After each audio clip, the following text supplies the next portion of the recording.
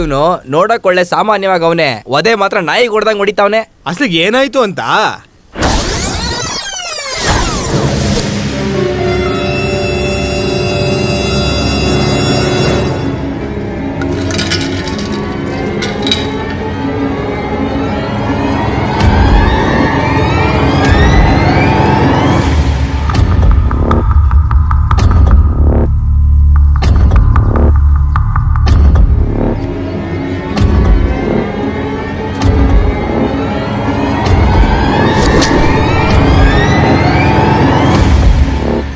ಏನೋ ಲುಂಗಿ ರಾಜ, ಏನೋ ಅದು? ಟಮೋಟನಣ್ಣ. ಏಯ್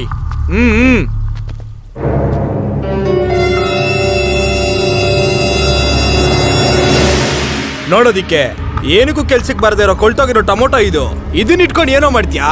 ಗೊಜ್ಜು ಮಾಡಿದ್ರು ಕೊಳ್ತು ವಾಸನೆನೆ.